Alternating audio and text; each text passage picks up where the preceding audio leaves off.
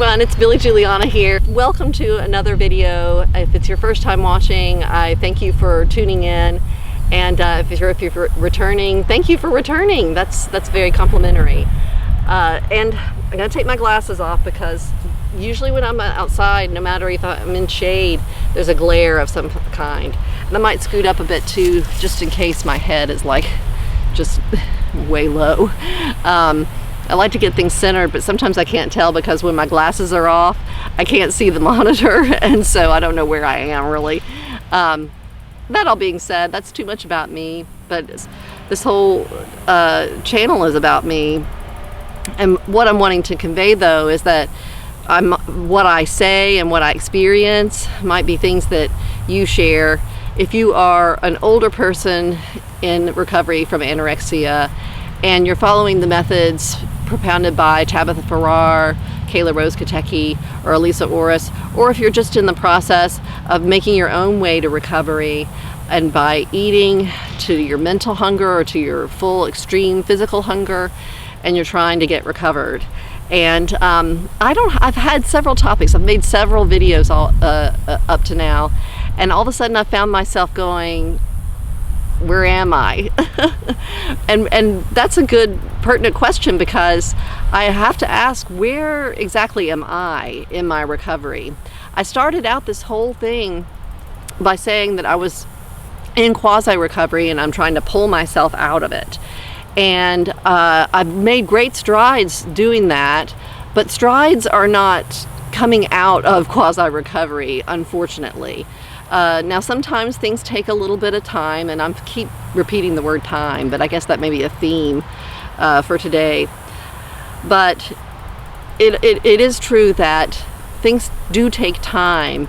And for me, I think that in my experience, being a little bit older and having my neural wiring being still stuck in sort of an anorexic blueprint, basically. Because of that, I take a little bit more time getting around to understanding things, or understanding what recovery looks like, what kind of links I need to go to, all of that. It just takes a little bit more understanding, and sometimes it takes a little bit more time to really get down and say, okay, the fear has got me in its grip, and what can I do to get rid of the fear or oppose the fear, and all the things I talk about in the fear part series that I did earlier. So that's something that I'm really working on right now, and trying to kind of unravel for myself, because I after filming the fear series, I realized I'm still such a scaredy cat, and I'm still stuck in quasi-recovery, even though I've made some strides. So with that, I'm going to turn the clip off right now and maybe move to another location, which I like to do, and come back in with some other thoughts. So hang in there with me. Thank you. Hey everyone, it's Billy Juliana back here again, and I'm going to take my glasses off just in case there's a glare, and try to scoot up a little bit so you can see me a little bit better. And I'm sorry I had to leave the park because the lighting was getting a little bit difficult. The contrast was so great that it was just too difficult to see me where I was, so, and even moving around a little bit. So I'm back here, and hopefully you can see me here. There's a lot of shadow in this environment as well, but we'll try to work with it. I know I keep apologizing about my location, my cinematography, but maybe one day it'll get better and I won't be apologizing about it. We'll see. Things take time. But I wanted to get back to really the topic at hand, which is the fact that I am still in quasi-recovery despite making strides. And all 3 cheers for strides and all, but they do not equal really neural rewiring and getting out of being stuck.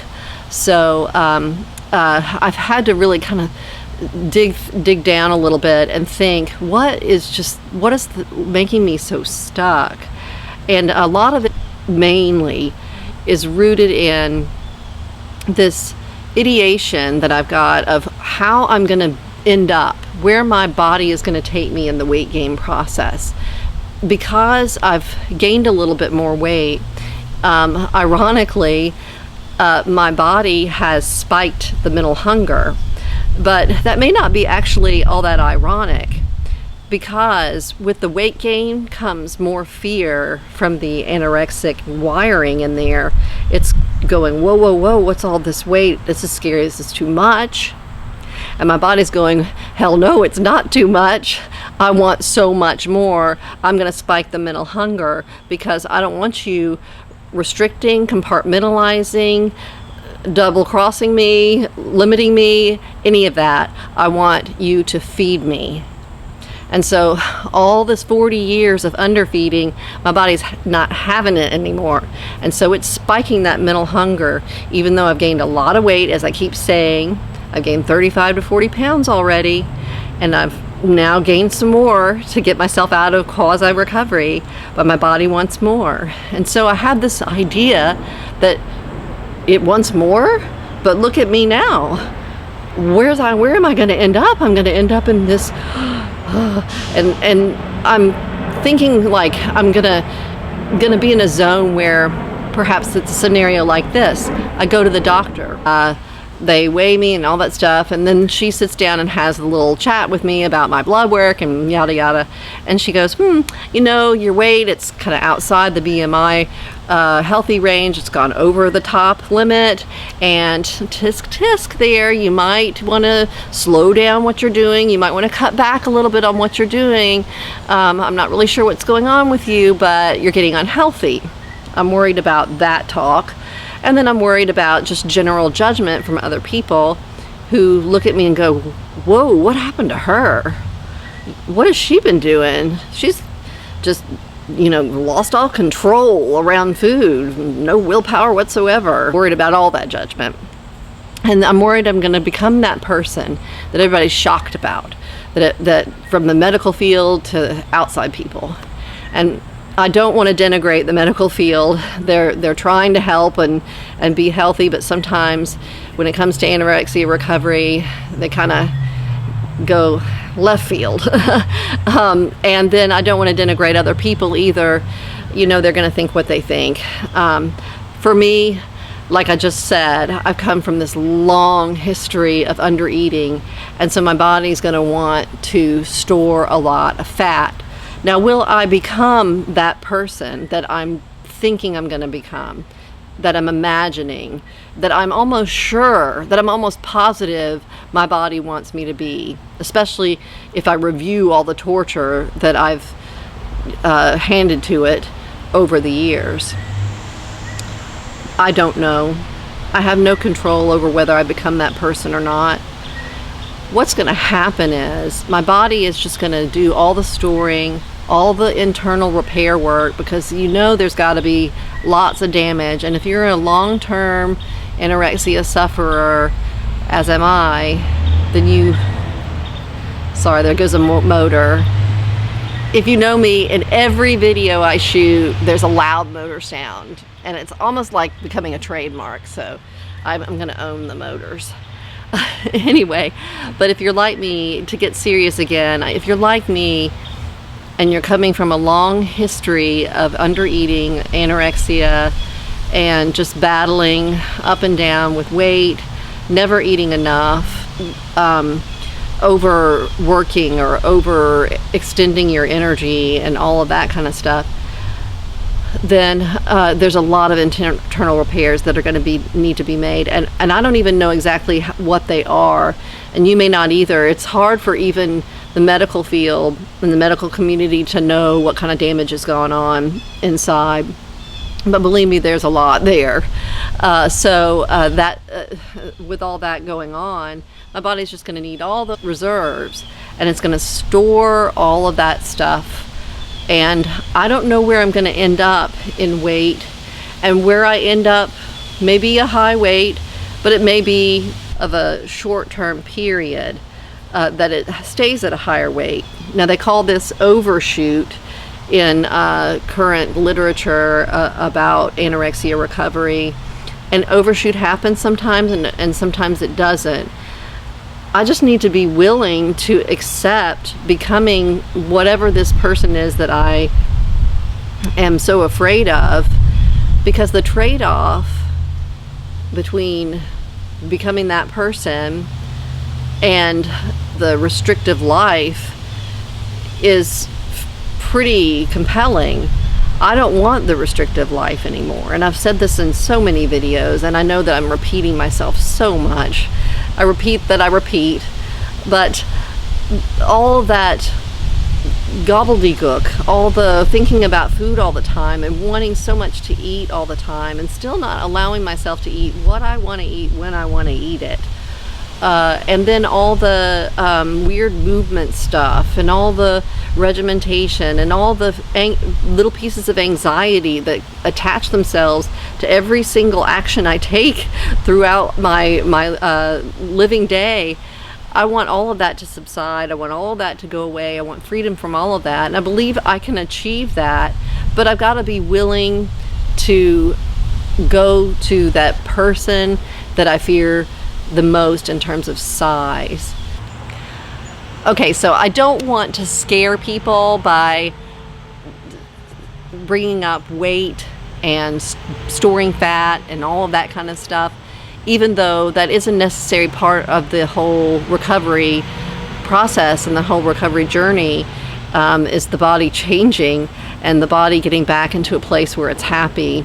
And that is the ultimate end goal. So wherever I do end up, it's going to be where my body is actually happiest and healthiest and functioning at its best capacity. So that, I needed to add that. I knew I would forget something, and I needed to add that. Now, the other thing I wanted to mention yet again is I did a video earlier on what I eat in a day videos, and I really thought it would be really helpful to do a eating to mental hunger day, because I know that if you were watching recovery videos, you're really wanting to see someone eat lots and lots and show like that what eating to mental hunger is like, and that what they're eating is okay, or what you're eating is okay, or that you can relate, and etc. And my coach was like, oh, please don't do that, because it's triggering, because there were some people that might be eating more, and it's hurtful. But I know that for my own accountability, it might be helpful for me to record that. Now, this sounds selfish, I know, but I do think that I could be encouraging to other people if I did show myself, kind of, facing fear and just kind of staring it down and eating what my body is telling me that it wants, because it's a lot. And so I think that might be encouraging. So I might supply a couple of videos on that, just like I said in the earlier video, that may be coming, because I just feel like in my heart that this is something that may be necessary for me to do, and it may be helpful to others. And that would be really, really rewarding, and also just really an aid for anyone else. And I would love to be able to do that as I struggle along with myself.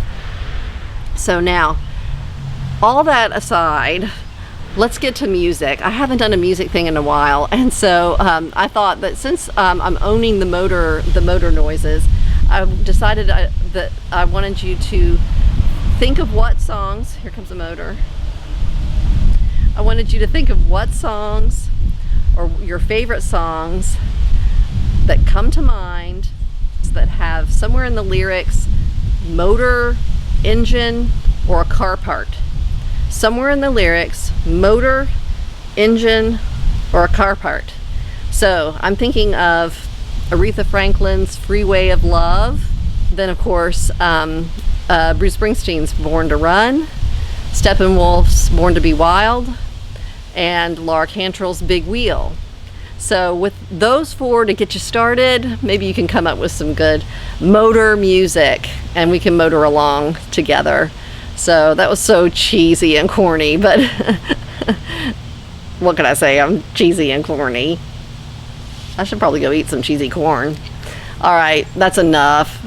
Take care, everybody. Thank you so much. Bye.